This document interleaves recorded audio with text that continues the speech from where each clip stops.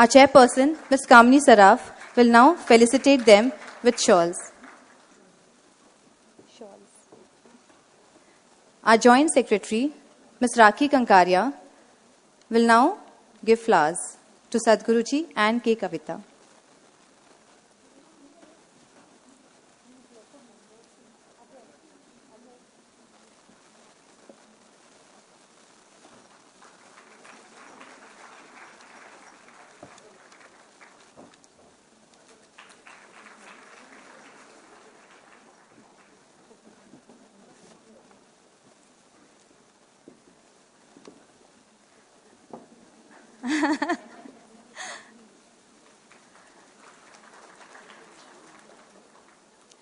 Kindly have the floor security documents and the newsletter connect, please.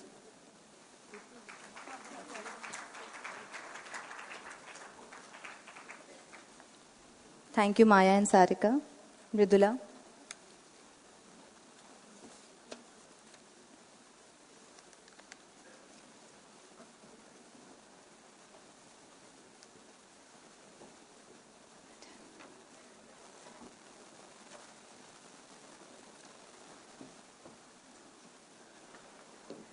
Thank you, Ms. Kamini Saraf. If you think you're big, you are small. If you know you are nothing, you become unlimited. That's the beauty of being a human being. On this humble thought of Sadhguruji. Good morning to everybody. Good morning, Sadhguruji. And thank you, Vicky, for having this wonderful program and giving me an opportunity to be in conversation with Sadhguruji. Please, go ahead.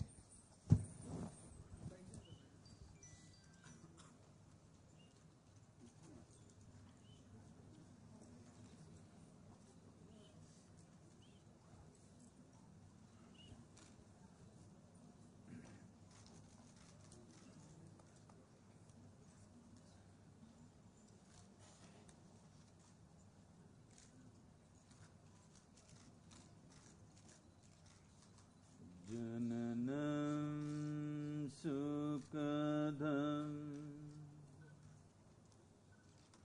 maranam karunam milanam maduram smaranam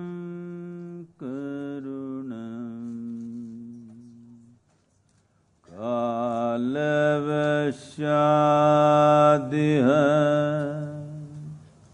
Sakalam Karunam Samayadipate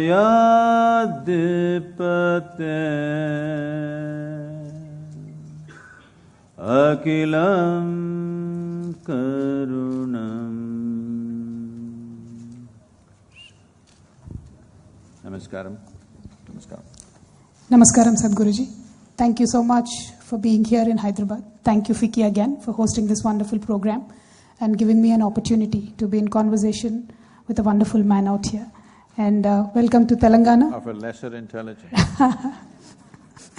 No, just because today is about women, you don't have to say that. But anyway, welcome to Telangana, sir.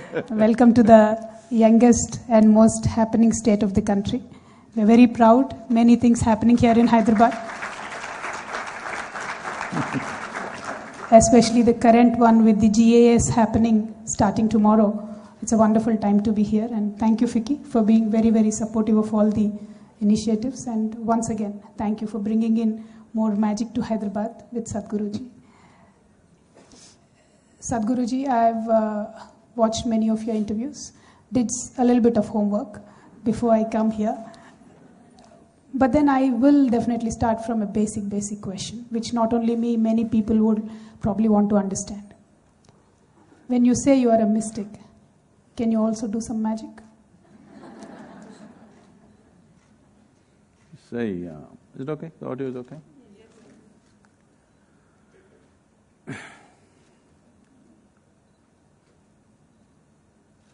So the greatest problem that humanity is facing and suffering is that they're so absolutely involved and enamored and overwhelmed with their own psychological drama that they're completely missing the magic of creation that's happening everywhere. The psychological drama has become so big that your own thought and emotion and the physiological drama takes a certain amount of space, your own body.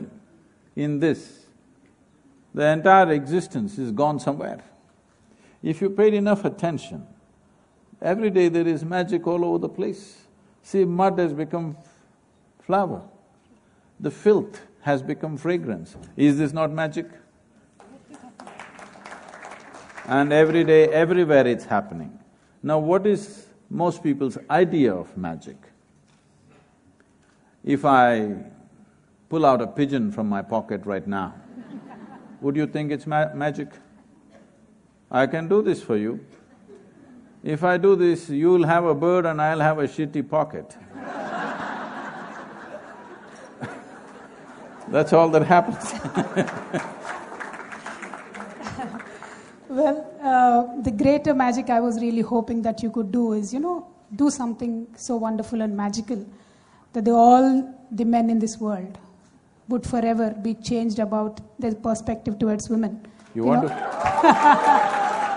Oh, this is why the government has funded the ISRO project of Mars, so that we can live on two separate planets.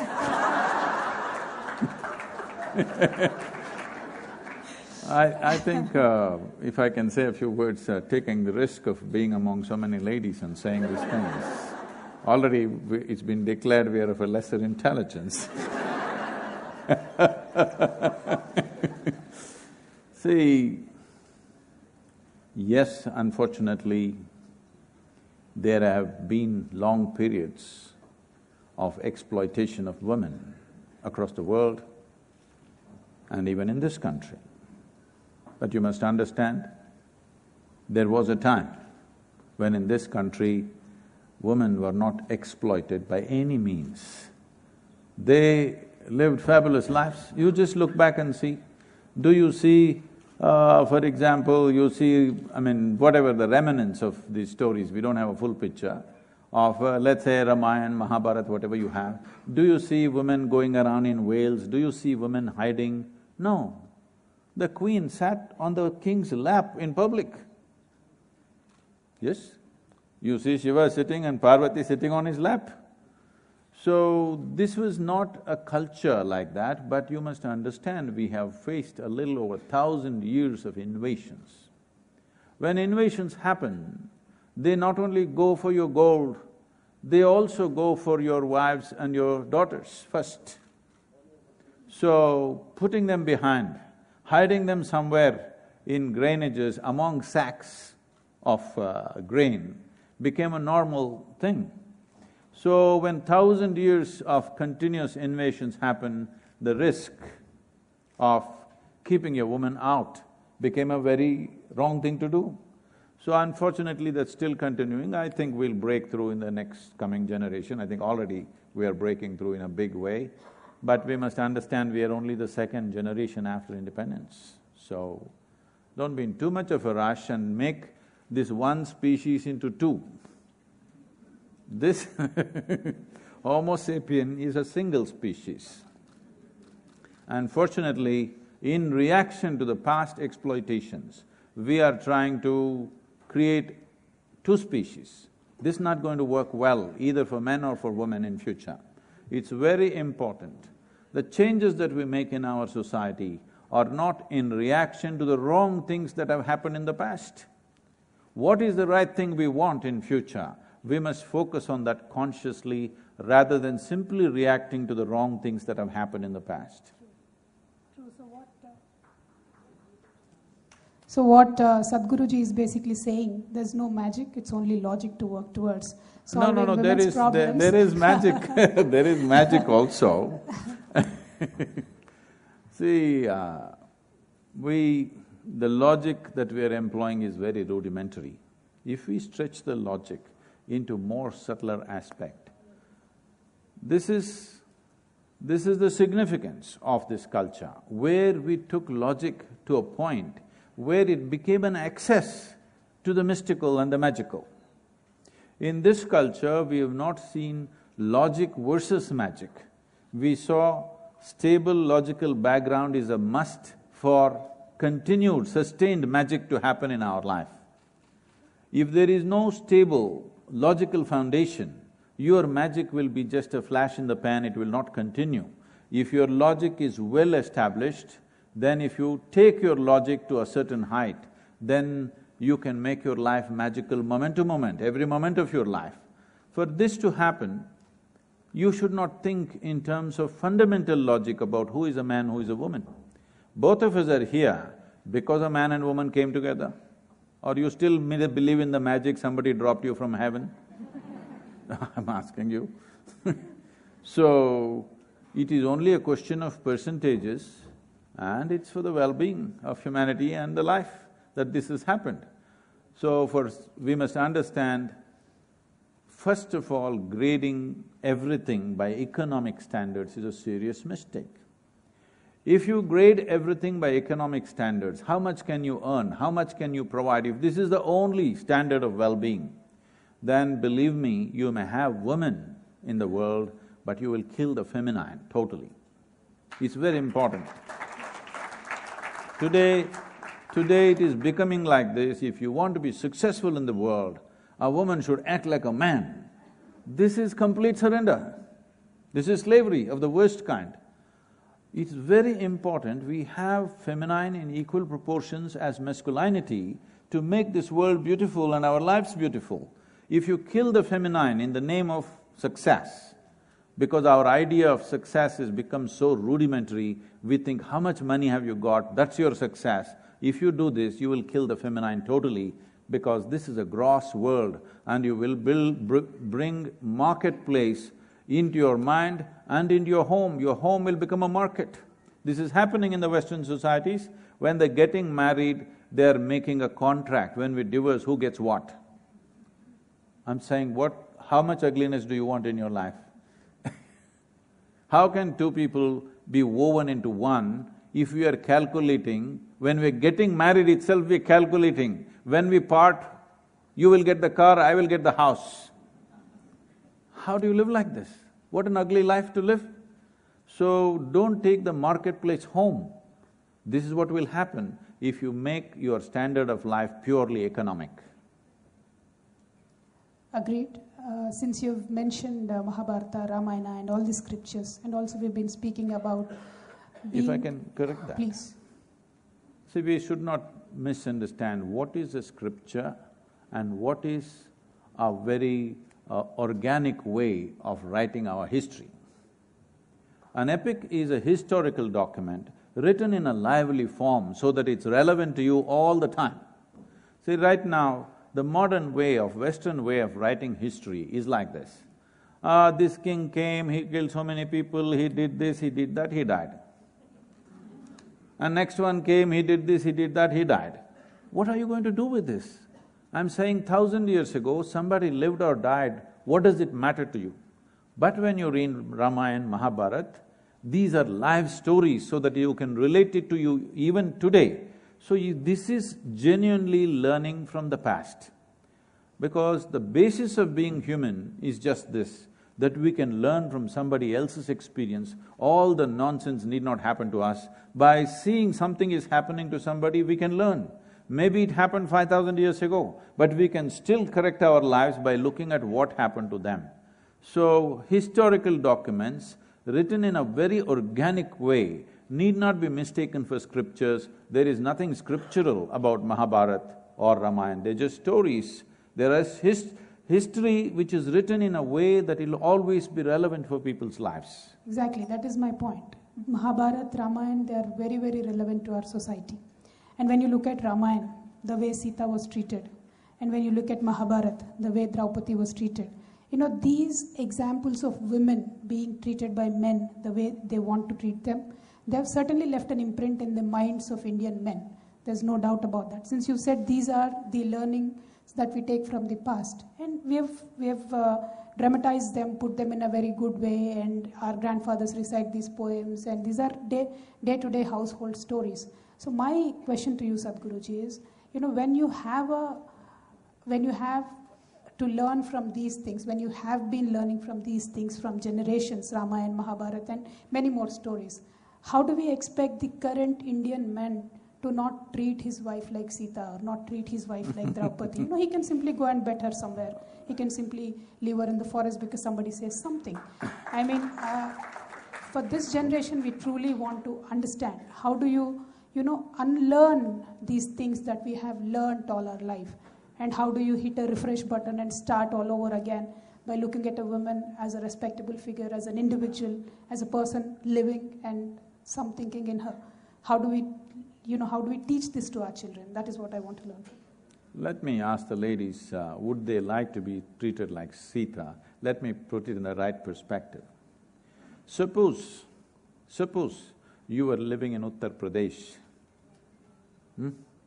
not today, 5,000 years ago, and a man came from Sri Lanka and kidnapped you. Would you like a man who will walk all the way to Sri Lanka to find you, or find a practical solution locally, because anyway he was king? I'm asking you, what kind of man do you want in your life? The man walked all the way, fought a battle, burned down a city to get back his wife. It's not a small thing.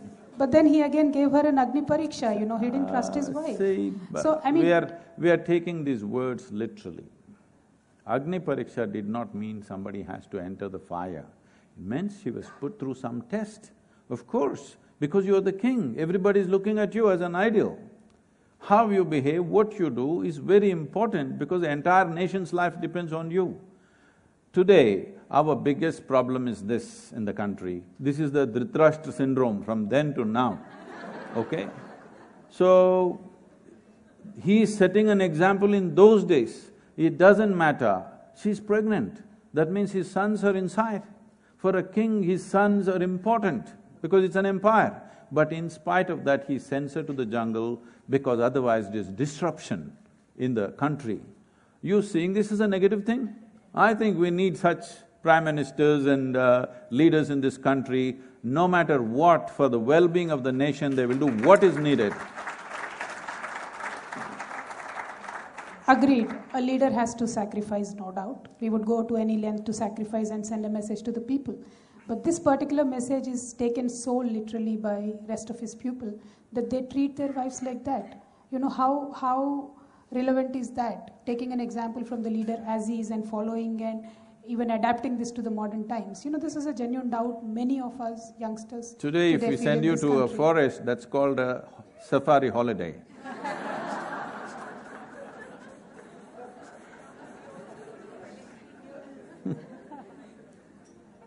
No, I think this is being taken very literally. I must tell you this, I was in Nellore. I'm speaking to a large group of school students, over 7,000 school students are there. This little girl, 14-year-old girl, stands up and asks, Sadhguru, they're saying that Rama walked all the way from Ayodhya to Sri Lanka. Is it practical or is it just a story? I said, whoa. 14-year-old girl. Then I asked the same question. You are a young girl right now. You'll grow up and find a man. Do you want that kind of a man? If you get lost, no matter what, he will follow you and find you, or do you want a man who'll find local solutions for himself? Because it's not practical. Even this little girl knows what kind of man she wants. There's no question about it. So I'm saying, to misunderstand any event, you're always free. But to understand it is your business, isn't it? And making judgments on life that happened 5,000–6,000 years ago today from our standards here is completely off. Yeah, that is the problem. So we don't have to literally take the message from all these epics but then move on. And Sadhguruji, we do generally, all the women in this generation and that's why I corrected that thing, it's not a scripture. It is only a historical document. It's for us to learn, not for us to misinterpret. Well, you have to interpret it anyway. But then women, Sadhguruji, we lead the houses in a good way. We take care of our family. We are naturally born leaders is what I believe. But then when you have to make yourself some space out there in the real world to become a leader, either in a corporate or a political circle, or any workplace that you are there in a formal working environment, there's a lot of barriers, a lot of glass ceilings that we see. And you frequently speak about these 3 L's, which would probably help the younger generation of women to make their space in these formal workplaces. Would you elaborate on that? What is 3? 3 leadership secrets that you talk about for women all the time. Kindly enlighten us with. Oh, I feel we are stretching the gender a little too much. As far as I'm concerned, whether somebody is a man or a woman is not even my concern. What somebody's got in their pants, what's my business about it? These things are relevant only in bathrooms and bedrooms. This should not be relevant anywhere else. Because you must understand, too much identification with gender essentially means you're identifying with your body parts. If you must identify with your body parts, if that's the only way you can live, why choose reproductive organs? At least choose the brain, son.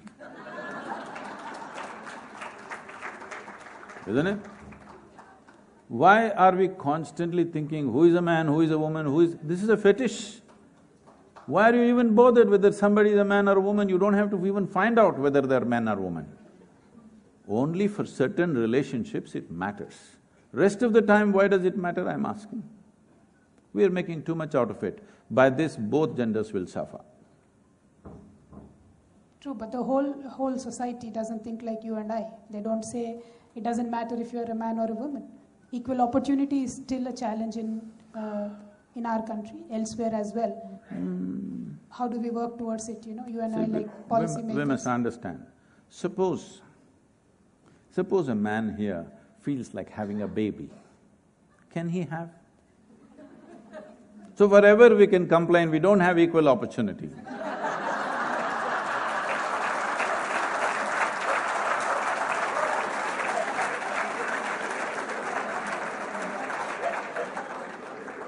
Biologically, we're designed to fulfill different aspects of nature. Why is one thing superior, another thing inferior? Simply because you are making economic activities the ultimate activity. This is the only problem. The fundamental problem is you are making economic activity as the greatest thing you can do. This is rubbish, this must go. Just making money is the most successful thing you can do in life. Let me tell you my own experience.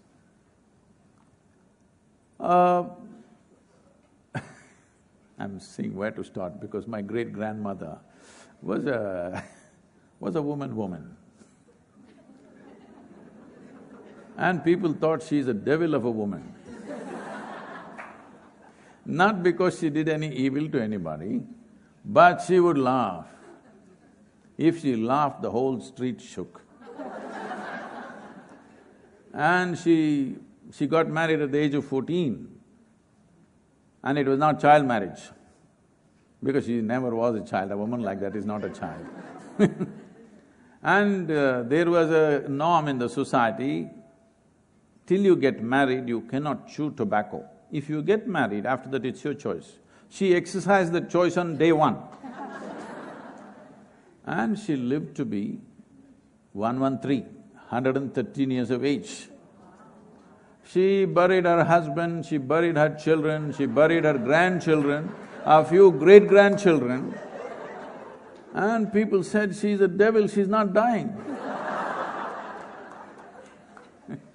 But I saw her only when she was over 100 years of age, and for a South Indian woman, she was very tall, and she had hair running beneath her knees when she was over 100, full hair. And she leaves her hair loose like that and she comes to see the children when we go for vacations. And I saw her in all kinds of very fantastic situations. If you gave her breakfast, she would go and feed the ants, the sparrows, the squirrels. More than half of her breakfast would be gone this way. People would, there are self-appointed advisors who say, "You old woman, you will die, you're not eating anything." They all died. She lived, obviously she was doing something right. And then she would be sitting there, I'm like for a little over 4 years of age, I'm busy smashing the ants. But she feeds the ants, she sits there, tears are flowing down her eyes. She would never stop me from smashing my ants because she understood that is my nature right now. I have to smash these ants. If she tells me ants, this, I won't understand. But she just sat there, tears flowing from her eyes. I would just ask her, "Why are you so emotional about the ants?" She would laugh and say, "Someday you will know." It took me over 25 years to know what she was going through, and when people said, "You're not eating," she would say, "I'm already full." And actually she was nourished. Just watching these ants feed, the sparrows eat, she was fully nourished. Obviously she was doing something right. If somebody lives to be 113, they know what the hell this life is about, isn't it? What is health about? Yes or no? They definitely have understood what is the nature of this body, what is the nature of human health. She must have understood, isn't it? All your nutritionists might not have figured it, but by feeding the ants, she lived. It took me over 20 years to figure that out. So, many things like this. For example, my mother, she did not earn a rupee in her life. But can we think of our life without her? Is it possible? But valuing people only for the money that they earn, you will make the entire world into your marketplace. Please don't do that. There are other values. See, simple things, I'm telling you, this is something I shared with a few people and somebody made a lot of things around this.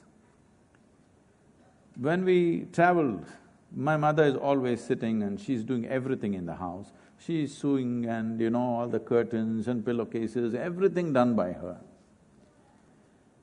And if we travel, if we go and sleep somewhere else, if there's an empty pillowcase, she will say, "How will children sleep on empty pillowcases?" Right there, she will pull out her needle and thread and she will stitch one green little parrot or a flower. When I'm 3 years of age, I'm sleeping like this, half asleep, looking at this green parrot and falling asleep. Do you know the value of that? If you do not value that and you only count money, you're just stupid, okay? You're just stupid, you don't understand what makes human beings. True, this sense of feminism should be there in both men and women is what we believe. But then when we are to really go out and get some things done, we really have to be there in the money-making part. We should be. Today's world is like that. I'm not saying you should not be. I'm saying that should not be the value.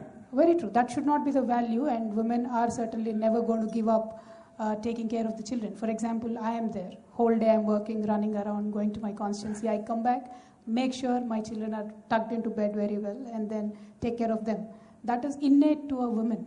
We do everything else, but our primary focus is always on this family and taking care of children, what nature has given to us. But in today's world, in this competitive world where we want to go out and work, how do we make sure that the women who go out and work, they balance their life well? Spiritual leaders like you can certainly give them some practical understanding of how to, be there and maintain their balance and be very well in a sense of spirituality also. It's… this may not be good for certain industry, but it's very important that you said just now, men should also do this feminism. No, what we need is humanity. We don't need masculinism or feminism, we need human nature to evolve. If human nature evolves, women will naturally exhibit more feminine qualities, men will naturally exhibit more masculine qualities. There may be a little intermixing, some women may be more masculine, some men may be a little more feminine, that's not an issue. But the important thing is our humanity should overflow, not our masculinity or our femininity, because you're talking about skewing life. Don't skew life, we will pay for it after some time. It's important life comes up in a balanced manner. You must understand in this country, this is being demonstrated in 1,000 different ways. If you see in the culture and in a way in the world, the most masculine, athletic god that you can see is Shiva. But one half of him is woman, all right? Literally, one half of him is woman to clearly show in symbolism that you're a combination of the two. If you're not balanced between these two, you will become a very skewed life. Any skewed life, either this way or that way, you're going to pay the price after some time. So if women have to succeed in today's world, why are we always thinking of putting a woman into a man's world and asking her to succeed? Why don't we redesign the world a little bit, as it is suitable for all human beings? You must understand the world got designed like this at a certain time in history when, let us say, now so many ladies are sitting here, let us say it's 1,000 years ago. Many of them have traveled long distances and come, I'm sure. 1,000 years ago, you think so many of them would have traveled and come? They're coming here not because the society has become liberal, they're coming here because of technological means of transport. Yes or no? So technology has come, machine has overpowered the muscle. So now what matters is your success largely depends on your intelligence, not on your muscular strength. So now a level playing field is being created just now.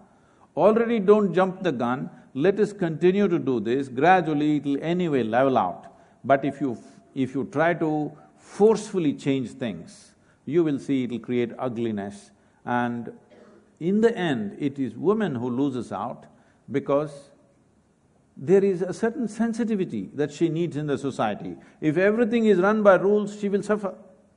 Hard rules. Man doesn't care, he will go on. But woman will suffer. It's very important, a sensitive society is created, not just by law. Little sensitivity is needed. Law can be made ugly for the woman, yes? Law can be made very ugly. You took up Draupadi's example. This is what happened. They went by the word of the law and made it so ugly for her. If there was little sensitivity in that court, they would have said, this is not it, isn't it? But they went on debating dharma, dharma, adharma, and they said, okay, this is the law, and they interpreted it in 1,000 different ways and made her go through the disgraceful situation. So we must understand this. If sensitivity has to come, it is important that we restructure the situation itself, rather than trying to put a round thing into a square hole. It doesn't work like that. If you do that, there will be friction, there will be unnecessary sufferings. Every generation will suffer like this. It's very important we restructure the workspaces, because now so many women are beginning to go out and work. We need to change the external situation rather than women changing themselves like men and going out and being successful. We need to redesign the world, and that won't happen overnight. We need to pay attention to it. What is the requirement? Sure. You have traveled the globe. You've seen the most so-called modern societies. You have one or two, I believe, many centers in the USA also, which is termed to be most free and equal kind of a society. At least, that is what the outside world perceives. No. I know the stats are different, but that is what at least the outside world perceives. So have you seen any difference between men and women relation there in US and India? And do you believe that we should learn anything from the modern world? So, take it up into India, and maybe in policies, maybe in regular life, day-to-day issues. Do you believe anything positive that can be taken from their societies? If you give me a few minutes, because this is very important, because in many ways our idea of success has become United States.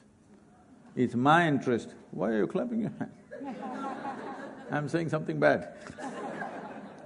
Then your idea of a leader is the president. I'm saying if that is your ideal, that's what you'll produce in the end. So, this is very important. What is happening is,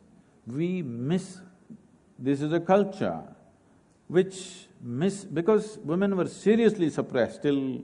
When did they get the franchise in United States? 70s, huh? Women? 60s, late 60s, I think. So, seriously suppressed till then. In 1947 or 1950, when we got the republic, we did not even think twice whether women should have franchise or not. We just naturally went for it because there was no such thought in our mind that women should not get it, because that never occurred to us, because in our lives they played equal role, may not be in the commercial space, but in various other aspects of life, especially in agricultural communities, women played nearly equal role or more most of the time. So, you must understand this is not with any prejudice to any society. I've been watching this carefully. My engagement with the United States is at a certain level right now. What I see is, because of the physical freedom, and let me put it more directly, because physical freedom is understood as sexual liberation, okay? Because of this, women are very powerful from the age of 18 to 35, 40, because they get all the attention they want, they manipulate these things, they get what they want, all kind of things. But today the statistics say, over 45 women, over 52% of them are on antidepressants. Because at a certain age you need attention, beyond that age you need respect and comfort and a sensitive space. That is missing because you exercised your physical freedom too much and later on you don't get this.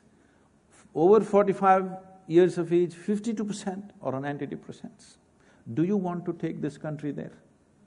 In our families, women, irrespective of their age, are seriously respected. Right from my childhood, I can kick my brother in the face, but when it comes to the girls in the house, you cannot even refer to them in singular in our families. Rama, Poma, you must say. Rave means they'll slap you in the face. Yes, right from a very early age. So I'm saying this is very important for the feminine. Feminine will blossom only when there is a sensitive and comfortable atmosphere. You put her into hard running race all the time, okay, she may succeed, but her quality and her true, the innate qualities of being feminine will not find expression, and she's not the loser, the world is the loser, isn't it? All sensitivity goes away, all beauty goes away, all aesthetics goes away. You just keep on looking at the stock market and it's going up, going on. Only some idiot will spend his life like that. Yes, you need beauty, you need sensitivity, you need aesthetics, you need all these things to make life complete. Just looking at the stock market is going up, going up, going up and you're happy, this is not going to work for long, you'll get sick of it. Happy to know that not much to learn from elsewhere. Indians as it is know much. But then, Sadhguru, we should also look at some hard facts within our country. There are about 3.5 lakhs of crimes committed against women every year. And of course, more than half of them are domestic violences. In certain families where women are respected very well, as you said. You know, the boys are taught to treat them with respect from the very childhood. But then despite all that, there are these huge crimes committed and most of them go unreported. So the reported crimes are about 3.5 lakhs, unreported God knows how many. And in our country, when a girl goes to report a crime, she herself is looked at as a criminal. She's a victim, but she herself is looked at as a criminal and treated very badly. And from Isha Foundation, you've been doing some wonderful work, working on the inner engineering of cells. Have you ever done anything to work with the criminals like these, or work with the seriously challenged people to change their system somehow and overall in general make the society more sensitive towards women and treating them with respect? Is Isha doing anything on that? We have had over 2 decades of activity in the prisons in Tamil Nadu and some prisons in United States. This is called as the inner freedom for the imprisoned. This has worked miracles within the prison, but that won't make a big impact on the society. It is for those people who are trapped in the prison. But before labeling people as criminals and rapists and this and that, we must understand this. I want you to look at this sensitively. See, whether it's a male or a female, at a certain stage in their life, there is a certain hormonal influence and there are certain things happening. Knowing this, or whichever way, in the past we arranged it like this: by the time 15, 16, a girl starts getting married, or at least starts telling her, this is your man, this is what is going to happen to you, the boy starts looking at it from 16 and 18, 19, 20, he gets married. Today, because of our educational systems and the world structure itself is like that, girls are on an average in India getting married at 21, 22, boys are getting married at 26, 27, many of them are crossing 30 before they get married. Leave the educated and well-to-do, they may find some solutions for themselves. But the larger population, there's a huge migration happening from the village to the city. If this young boy who is a little, he knows a bit of… he knows how to connect two wires, means he's an electrician, he comes to the city. And he knows little carpentry, he comes to the city. A 17, 18-year-old boy comes to the city, which is a strange world, a brutal world. Don't think it's not brutal for a man. It's very brutal out there. When he comes from the village to the city, he's battered, he's thrashed, he's misused, everything happens to him also. Now, if he was in the village, his mother, his mousie, his somebody was constantly telling him, hey, you must marry this girl, you must marry that girl. I'm telling you, just a thought settles many things, that tomorrow or day after or next year I'm going to get married. He just lands in the city, he has nobody that he can call his own. He gangs up with 3-4 boys and they have their own wild things going on. And of course, everybody has these stupid cell phones. They're smartphones, okay, I'm calling. Now they're watching all kinds of pornographic stuff on this, and he has no hope whether he will ever meet a woman in his life. I want you to understand this. And there are millions of them in every city. You have not trained them to be sages, all right? They're just regular boys. And at a drop of alcohol, the guy goes wild and he will do wild things. I am not trying to condone their activity, but I am saying, as a society, should we not debate? What should we do with this? It's a human problem, all right? We want to act like it doesn't exist. Well, it'll hit you in the face again and again. We want to act like human sexuality does not exist. Well, it's splashing in your face. When it splashes in your face, it's ugly.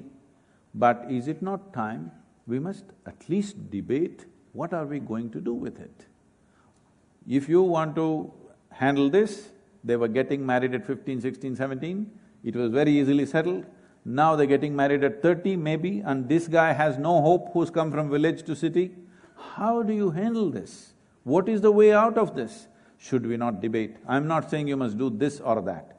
I'm saying, is it not time we give it some thought out of our humanity? Those of us who are all the best arrangements in our lives are different. These people who just to earn a living, they come from a maybe poor but comfortable atmosphere of the village to the harsh atmosphere of the city without any family support or anything. How do you handle these guys? You want to put them in concentration camps? Or do you want to provide them some kind of life? This is something you have to decide, isn't it? At least we must be willing to debate. Every time a terrible rape happens, we all scream and then we settle down after 3 days and go about our business. No, it's time to address it. How are we going to handle the hormonal tendencies of both male and female in this country? Because they're not getting married before 18. It's a crime. It's not just that they're not getting married, it is a crime to get married. If it is a crime, what is the solution? So that people can conduct their lives in a more sane manner, isn't it? It is something we must address. True, more than the reactive measures that the governments usually take up once the crime is committed. The proactive measures to somehow cut this down and work with the society is what we should largely be looking at. I totally agree with that. And I truly appreciate the work of Isha Foundation, where you have taken up rural rejuvenation, which kind of cuts down the migration into cities and makes more happy living for the people in the rural segments. These are wonderful initiatives. This is a simple thing, let me tell you. You must do this in Telangana because it's in your hands. I'm telling you, in every village, at least reasonable, let's say 5,000–10,000 population village, you must build multiplexes, cinema multiplexes, with maybe just 80–100 seats per theatre. Just for this, a whole lot of people are coming to city, just know this. If you build a multiplex in the village and 5 just released movies are going on, believe me, they will stay right there, many of them. Very true. We are already doing that, sir. In all the block headquarters, in the bus stands, we are already building multiplexes. This may look frivolous, but I'm telling you this is important. It is a serious issue, and there needs to be some social life existing there as well. So that is why the government has taken up this stand, and we're doing that currently. Sports complex, multiplex. Yes. Both of them we have, and also we are working on the rural rejuvenation as the Isha is doing. But then, sir, again and again I keep coming back to the same question. But now this time I want to look at your world, the spiritual world. Is there a level playing field for men and women in your world? As in, we don't see as many female gurus, Just asking. I mean, is there a glass ceiling there as well? Somewhere they just don't get enough. Let's understand this properly. You being a male or a female, essentially is of the body. Am I right? If you're talking spirituality, we are not talking about the body, we are talking about the inner nature of this life. So, one thing I want to say is, women can never get enlightened. They're already enlightened. They can assume but a man, it's impossible for him to be enlightened. Because if you're identified with your body parts, how will anything larger than body happen to you? If you're only identified with your body parts, how something beyond the body can ever happen to you? So the question is not whether you're a male or a female. The question is whether you're identified with your body parts or is it something beyond which is functioning within you. So, the question of you being a man or a woman doesn't even come into the picture, Now, if you look at any spiritual process happening, generally 60% female, 40% male. In that 40% also, 20% are there because there are so many females. Yes So, generally always women have been more spiritually oriented. Maybe they did not become well known in the society as spiritual leaders, simply because you must understand, it's a question of transport and transmission. Because in ancient societies, a woman got pregnant. From 14 to 45, she was either constantly pregnant or weaning, breastfeeding a child. This was simply happening all the time. This was the natural process. Today we have a choice. This is the first time we have a choice about this, isn't it? Otherwise, it was simply happening. So she traveling long distances and teaching and becoming known in the world did not occur at that time. But these days some are coming, but I wish they had put in little more sadhana about themselves. In the Isha Foundation, in the Isha Yoga Center, I did not do this by design because I don't look at them as men or women when I give them responsibilities. But somehow, though I'm very level in my head, in spite of that, I think nearly 70% of the positions are held by women. Not because I'm trying to promote women, I won't do that. I don't promote men or women, I just promote intelligent people.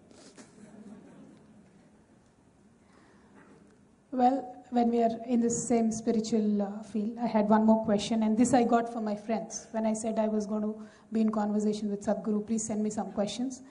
One critical question again. In this country we have many spiritual leaders, and some of them offer to be, of help in political issues. Like recently one guru said, I am going to mediate Ayodhya talks. Some other gurus make political comments. And some other spiritual leaders are heavily into charity.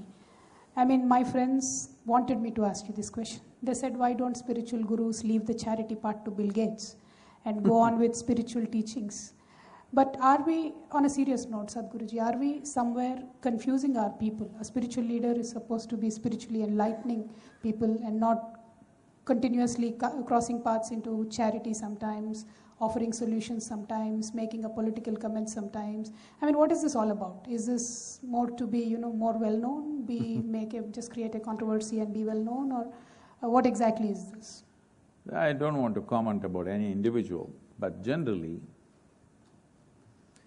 whether you're political or spiritual, or you're in a commercial venture, or you're doing nothing,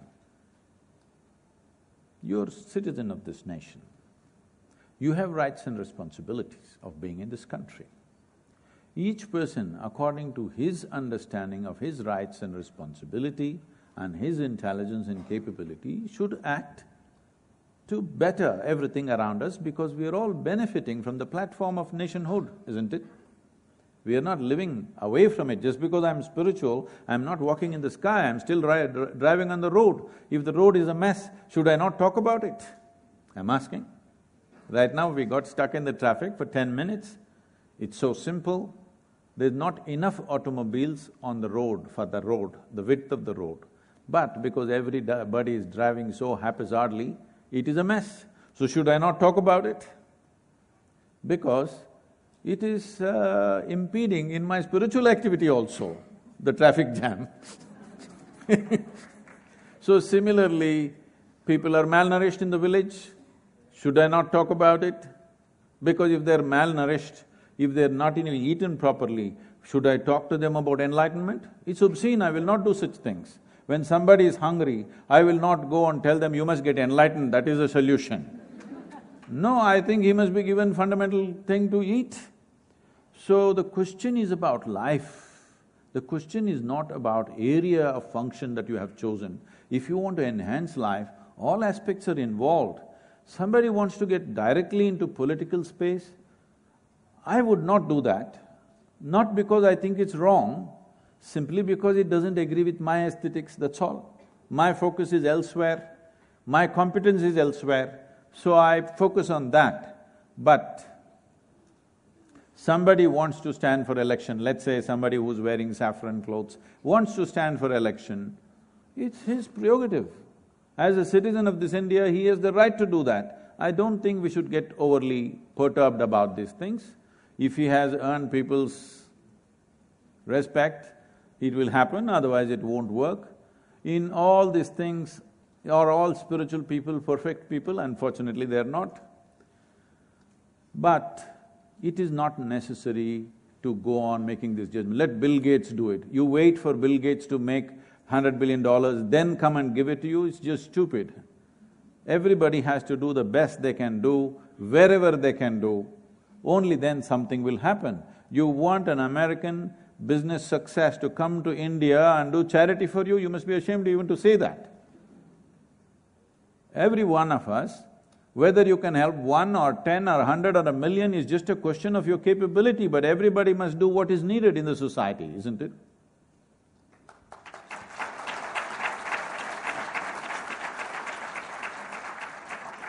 Since you are not very taken aback by commenting or understanding or being a little political, I would like to ask you one more question. What do you think about women's reservation? Do you think we should have 33% women's reservation? And you have worked on something called as Rally for Rivers, which is essentially a policy matter, but since you feel very strongly about rivers, you have gone across many states and propagated this idea, influenced many policymakers. In the similar way, what would you think about 33% women's reservation? Would you also take up a rally for women's reservation if necessary and support all the women?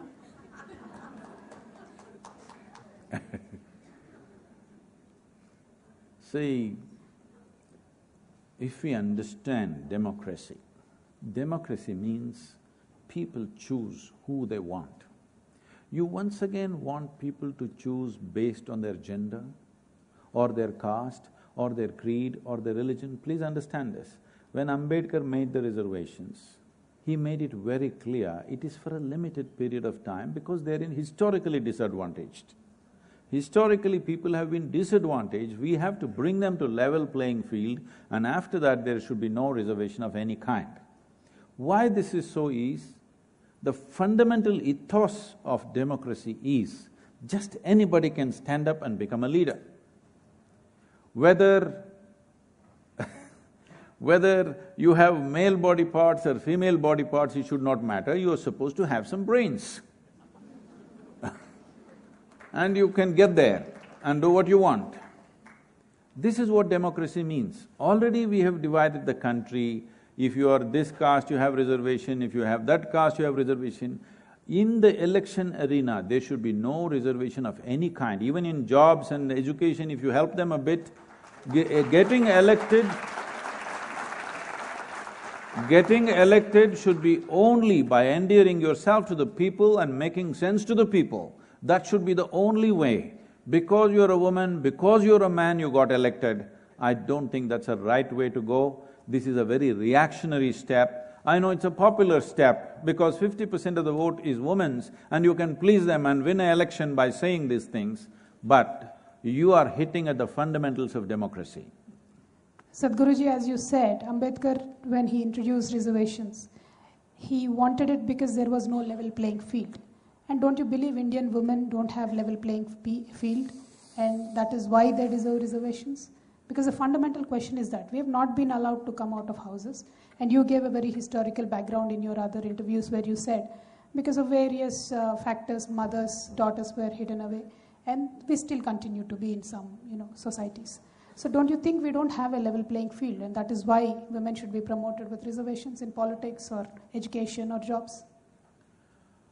See, there is something called as the evolution of a society. We are only, as a nation, we are only 70 years of age. In these 70 years, we must understand how we became a nation, first of all. When we got our independence in 1947, we did not have a commercial infrastructure, a physical infrastructure, no proper governing systems, nothing really to make a nation. And above all, the country was broken into three pieces. Over 500,000 people killed. Over 6 to 8 million people migrated. An enormous stress. Still there are still people who migrated across from there to here and here to there, both sides I'm saying, who are still in refugee camps after 70 years. So that stress was not easy to handle. So first 50 years, we just went into survival mode. Somehow to survive, we did desperate things to survive. All the policies that we have made in the first 50 years, we have to relook at it carefully now, because that was done in a survival mode, desperate. How to make this nation stand together, that was the struggle. Only in the last 20 years, we're in the developmental mode. And in the last 20 years, don't you think, even for the women in this country, there's been a huge change? Yes or no, please? Yes. Just that's all. You just continue on the same path, another 10-15 years you will see there will be a level playing field. For this you bring a politically popular policy of bringing reservation to women, then you will… you believe me, you will make men and women into enemies. When I don't get my job because somebody gets a job because she's a woman, simply it will create such animosity. This level playing field is very much on the way. It is already happening in a huge way. It will happen. But one thing we must understand, nature has entrusted a larger responsibility with a woman. As you said, you go home and take care of the children, this. But I want to tell you, I don't go home and take care of any children. I am working till 1 a.m., 2 a.m. in the morning. So obviously I am putting in 5-6 hours extra compared to you when you're petting your children, right? So naturally I may be more productive, not because I am more capable maybe both of us are equally capable, but I am able to put in 5-6 hours extra in my work. which will definitely set me up in that front. That doesn't make you any less because you're doing something more significant, because you're manufacturing the next generation of people. That's not a small thing. So I'm saying, constantly we are trying to make judgments based on economic parameters. Don't do that. Not just for a man or not just for a woman. Even for the man, do not make economic parameter as the value of that man or woman. Then I am zero value, I haven't earned a rupee in the last 35 years. What's my value? Nothing. I'm worse than even a village woman because I have not earned a rupee. Even a landless woman, she earns some rupees. I have not earned a rupee, so am I nothing? So don't set commercial value for everything. Life has other values. Absolutely not. As you right now just put in that you have extra 5-6 hours because a woman takes care of the children. Yes. And since I'm a woman, I'm losing that 5-6 hours a day. I deserve reservation is what I say. But you should really rethink on these issues. You must also… You should really rethink on these issues. See, Nothing is commercially, I'm sorry to interrupt you, nothing is commercially valued here. But the essence of energy and time women loses in taking care of the family is simply not able to… Can I have a 30% reservation in the labor ward? Hello? Can I also have that fulfillment of delivering a baby? Will you give me that 30% reservation? That is not under me. Nature didn't give you, so as men you just have to live with that. We are special. See, I'm not… Please, I want you to listen to this carefully, all the ladies. This is not against the women. Please understand this. We must evolve a society so that women can play equal role in almost everything.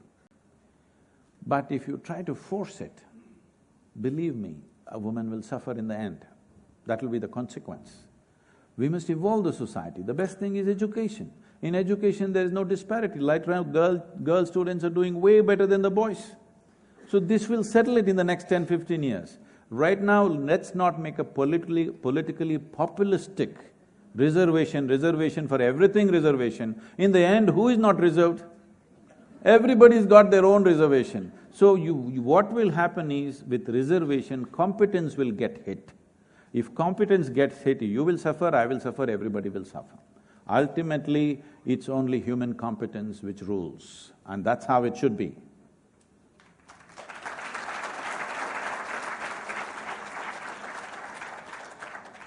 Another serious area compared to, with respect to women and child development, etc.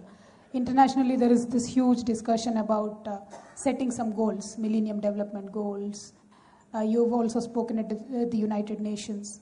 When you speak there, when you interact with these world leaders, how committed are they to fulfill these goals? Because very often we've seen many leaders have missed these targets. They've not invested enough in women and children and their health. And when you interacted with them, what do you believe should be truly done in terms of commitment of these global leaders?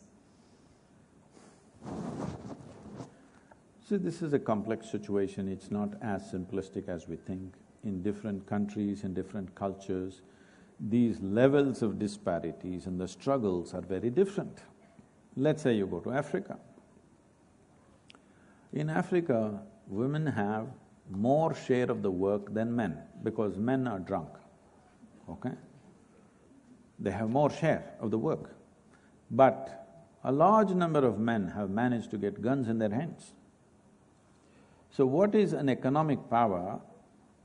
Because they have no share of that, the men, they've gone for military power, which is easy. Now you just have to have a gun. In many of these societies, it's become like this. Women are doing all the agricultural work, taking care of cattle, children, works, everything. Men are just carrying guns and walking around. Because he has a gun, he gets more than his 50% of share. So please understand this. This is how societies will adjust themselves. If you try to force something, the reverse that comes back will not be a good thing. So now from Africa, if you move to Arabia, you can't touch it because it's religious. You can't talk about the women. Nobody talks about it. You talk about it, you may be dead.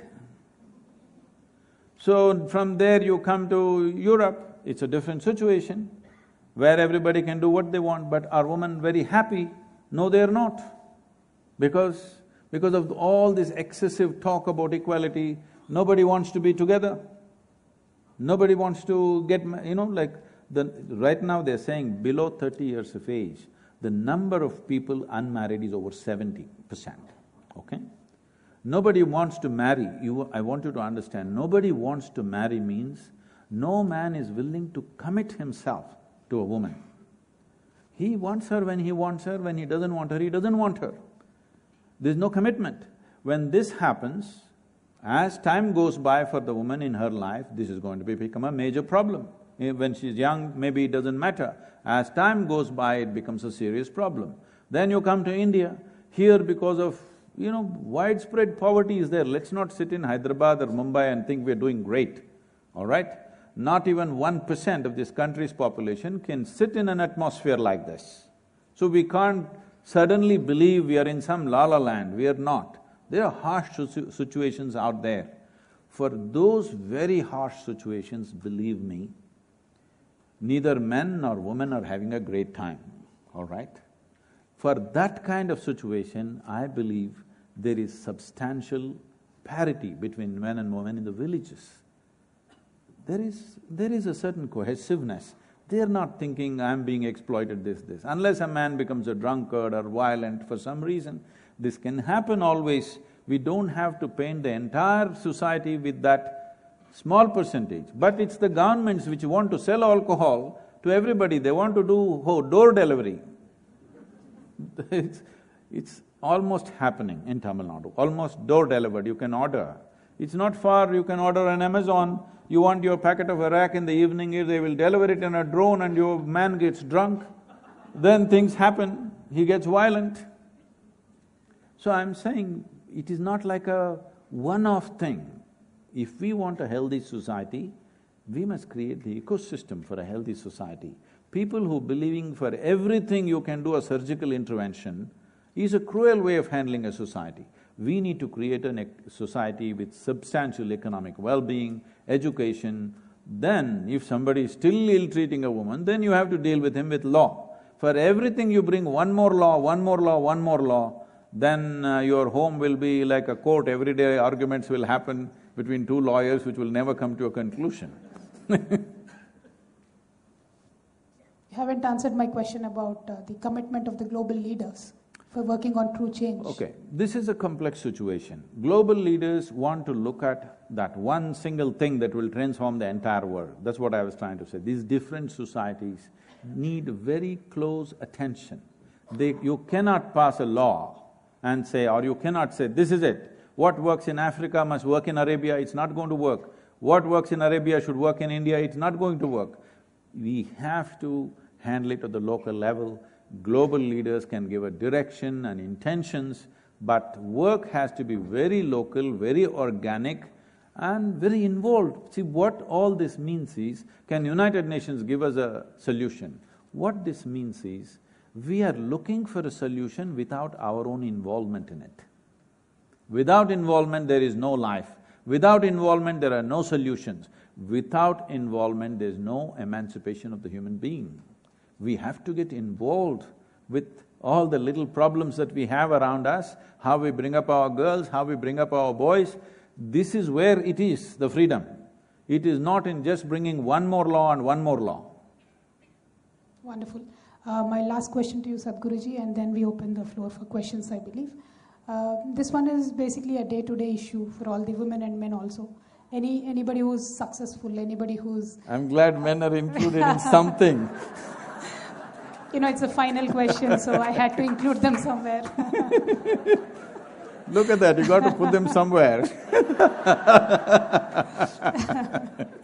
So anybody who's successful, there's usually hundreds of enemies within, and usually in Telugu there is a saying, Adadaniki adade shatru ani. When a woman becomes more successful, it is not the other men first, but the other women who become more jealous is what they say.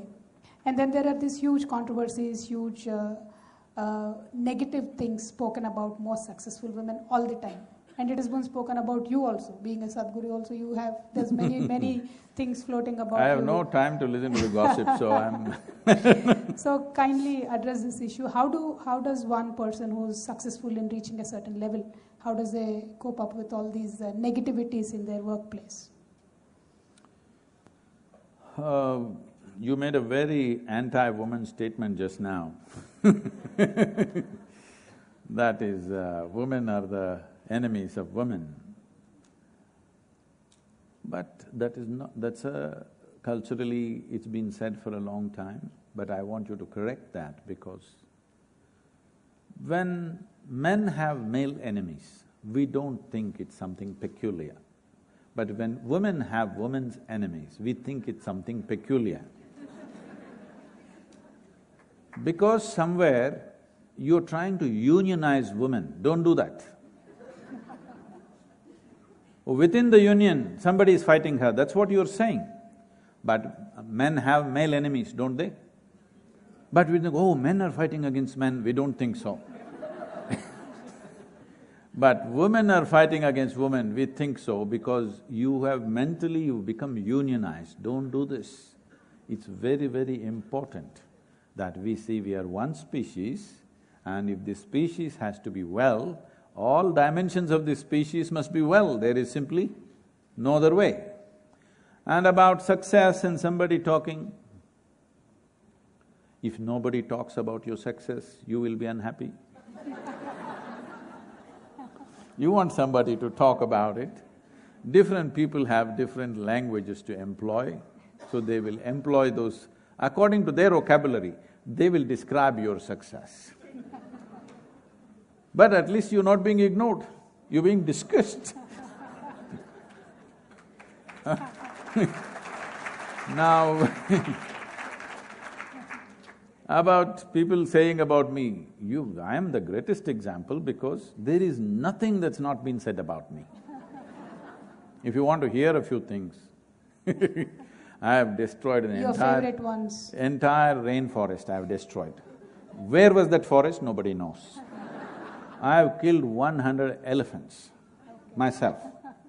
And everybody knows I don't have weapons, so with my bare hands, I killed 100 elephants, okay?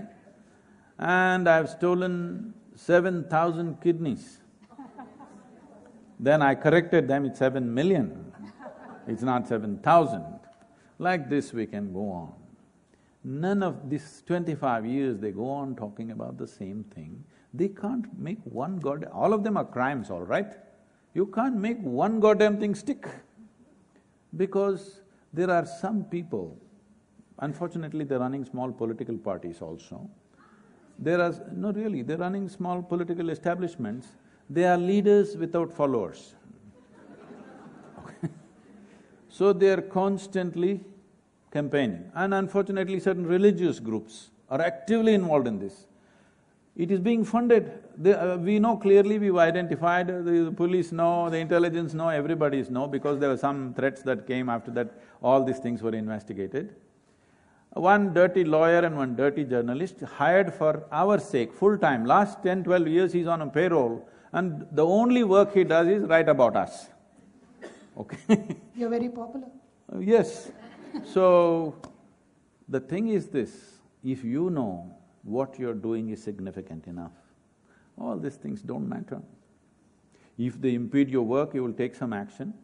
Otherwise, see, it's dog's pleasure to bark, okay? Even if Shiva walks your street, dogs will bark, isn't it? What about it?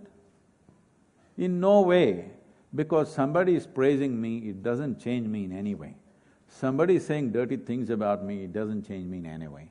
So for me, it doesn't matter, only if it affects the flow of my work, only then I act. Otherwise, everybody is free to talk. They can go on the Facebook and say what they want to say, or they can tell their neighbors, depending on their technological capabilities. There's really no problem. So everybody should understand it's not only from outside, even within the organization, people come to me because it's a volunteer organization. So, Sadhguru, I can't work with this lady, she's impossible. I tell them, see, in this world, this is the kind of people we have, this is how they are. If you think what you're doing is significant, you must learn to work with this one, that one, that one, that one and that one. If you want to work with ideal people, you must go to heaven, and today.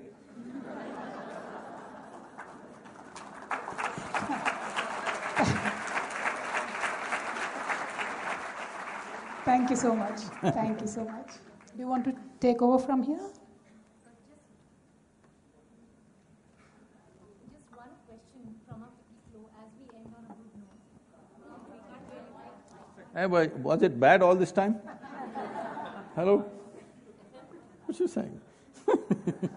Sadhguruji and Kavitha ji, again, Fiki Flow is honored to have you both.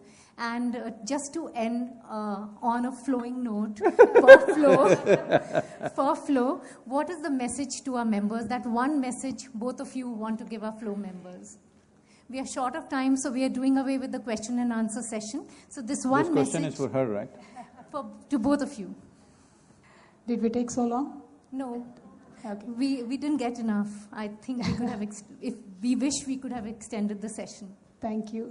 To all the Fiki Flow members, as always, you do organize wonderful events and indeed a pleasure. Bring more and more wonderful people to Hyderabad and make more and more beautiful events. And the government and myself, we are always there to support you. Thank you.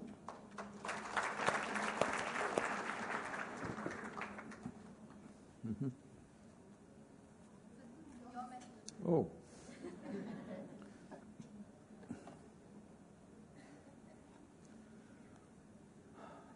See, all of you ladies must understand, the very fact that you are members of certain organizations and you're sitting here and looking at you, I know you are privileged to be in a certain level of educational and economic well-being. Please see how the entire nation, in our generation, not some future date after few centuries, in our generation, entire nation, there must be a possibility that they can eat like you, they can dress like you, they can sit in the atmospheres that you can sit. And it doesn't matter whether it's a man or a woman, all human beings should be in a state of well-being. What we think is good for us, should we not make it happen to everybody? Please make that happen, because you are the privileged few who are able to sit in atmospheres like this, dress like this, eat like the way you're eating and live the way you're living. What you think is good, you must intend for everybody, isn't it? Please make that happen.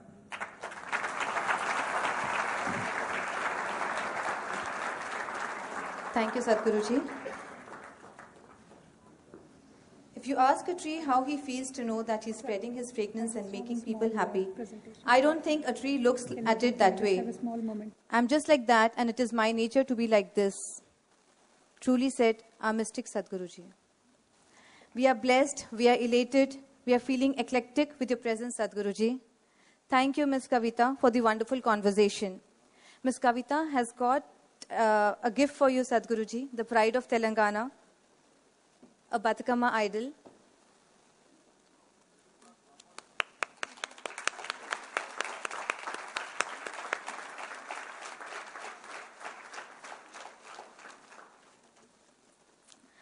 We will now present green certificates to our honorable guests. This is Sadhguruji, just to inform you, we at Fiki Flow, we have taken up the cause of saving our environment, and this is a small step, token of gratitude, what we plant 50 trees to 100 trees in the name of our speakers.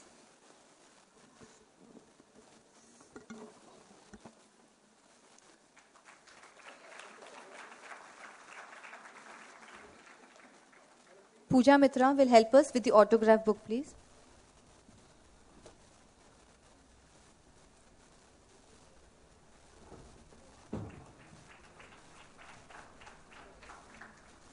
Rakhi Kankaria will take the autograph from K. Kavitha.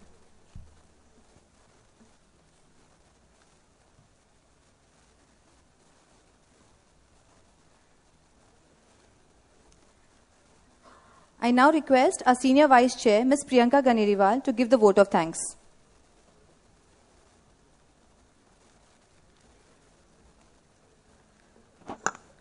Gratitude is not an attitude. Gratitude is something that flows out of you when you're overwhelmed by what was given to you just now. A famous quote by Sadguru Ji, and this is what we feel. A very good afternoon, everyone. Seldom does one get an opportunity to encounter an unfailing wit, thought-provoking wisdom, and an enchanting presence. Today has been such a day for all of us here to have Sadguru Ji amidst us. Guruji have made it very special and memorable event for us to remember, and on behalf of Flow Hyderabad, I extend a profound gratitude to you for taking out your valuable time today to address us. Thank you. We would also like to thank Srimati Kavitha Ji, Member of Parliament, for conducting this session so beautifully for us today and helping us connecting with Sadguru Ji. Thank you, ma'am, for being a part of this session. A big thank you to our sponsors for the day, Krishnadas and Company, Radha TMT, and Mr. Surinder Puri for their sponsorship. We would also like to thank our hospitality partners, D-Park, for their gracious hospitality. A big thank you to our gifting partners, Mrs. Sona Chitwani and Radhika Bansal. A special thanks to Ms. Sumalata for their beautiful flowers and decor. On behalf of Flow, we'd also like to thank all dignitaries for their presence, the Isha Foundation team for all their help and guidance, our members and their spouses for always participating in large numbers, the media for their great coverage, a special thanks to our past chairs for their guidance, last but not the least, the committee. Thank you all, lunch is now served. Requesting all past chairs of Flow and Y-Flow and the working committee of 2017-2018 to kindly join us in the adjourning room for a photo. Also, we would request our sponsors, Krishnadas, Radha TMT and Pratibha Kundu to join us, please.